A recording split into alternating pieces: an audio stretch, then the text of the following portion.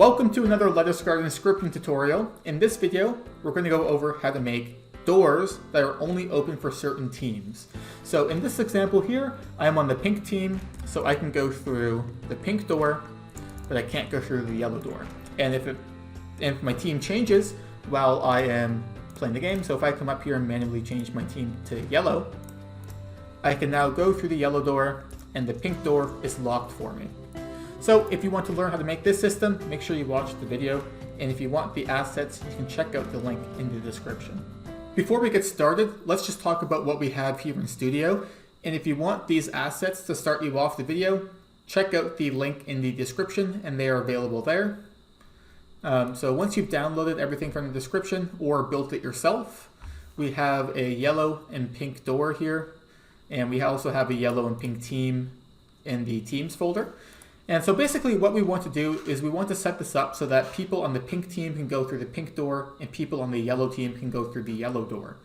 So let's first set up the pink door and then we'll duplicate what we have on the yellow door. So click on your pink door, let's make a new script and let's name this team door script. And let's set the run context to be client. And so first thing we want to do here is let's create a new variable for the door. So local door equals script.parent.door. That's not how you spell parent, that's parent. And we're going to make two functions. So we're going to make a function here called open door. So function open door and another function called close door. And when we open the door, let's set door.canCollide equals false, and when we close the door, door.canCollide will be true. And you might be asking yourself why we need both of these functions. And it's important to remember that players can change teams during a game. So if a player starts on the pink team, for example, we want to open the pink door, but if somehow through the game they change to be on the yellow team, we now want to lock that pink door and only open the yellow door. So let's make a function here called function team changed. And then here we can get the player's current team. So local team equals players.localPlayer.team. And we're going to import players. So local players equals players.localPlayer. Oops, sorry. That's wrong, sorry. I meant to say players equals game get service players. And then here what we can do is we can say if the team equals the door team, then we want to open the door, else we want to close the door. Okay, well, how do we get this door team? We can set that door team up. Let's come back up to our workspace. Let's click on the pink door and come up to your Explorer. And click the plus, and we're going to add something called an object value. And let's rename this to be team. And then in the value here, we're going to click on this empty space, and then we're going to pick the team we want this door to be associated with. So in this case, it's the pink team. So we're going to click the pink team in our teams folder. And now we've linked our door to our pink team. So what we can do here now is we can create a new variable, local door team equals door.team.value. And actually, I noticed another mistake here on line 3. Our door isn't script.parent.door, it's just script.parent. And so now if our team is the same as our door team, we'll open the door, otherwise it will close the door, and this is within our team changed function. So how do we call this team change function? Well, we can detect when our player's team changes.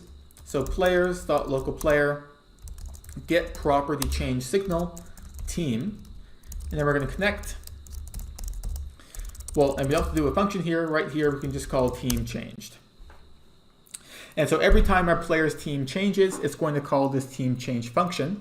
And we also want to call this function when the game first starts. You can almost think of it as the player's team changes from being nothing to be its initial team.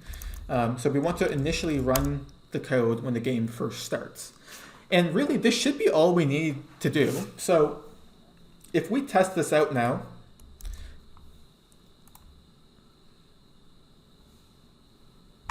assuming we get no errors. Okay, we did get an error, workspace, or team is not part of part. And so yeah, so because we're on the client here, we probably want to change this to be a wait for valid or wait for child. So door, wait for child team, dot value. And the reason why we have to do this is because when we have Roblox streaming enabled and other forms of optimization, certain parts of the game might not exist. They might take a couple of seconds to load, and this makes sure that we wait for those things to actually load in. So now that we've added that wait for child, we can come back into our game. And the pink door should be unlocked for us because we're on the pink team. And if we go up into our Explorer here and we manually click our player, come down to where it says team, and we change our team to be yellow, our door should now be locked. Yeah, so our door is locked for us now, and if we change our team back to pink, our door opens for us. And so that's the pink door done. So all we need to do now is set up the yellow door. And actually what we're going to do to make this easier for ourselves is let's delete the yellow door and then hit Control D on your keyboard to duplicate. And then we'll just drag this other door over, recolor it to be yellow, and then we're going to name this yellow team door. And on the team value here, rather than it being pink, we can click pink and change it to yellow. So now if we test out our game, we're on the pink team currently in the top right, so I can go through the pink door, but I can't go through the yellow door. But if I manually change my team to be yellow, I can now go through the yellow door and not the pink door. So that's it for this video. If you want the finished assets, the finished scripts, everything, just check out the link in the description. And if you want help with this system or any other system that you have in your personal projects, head on over to our Discord server and we can help you out there. Thank you for watching.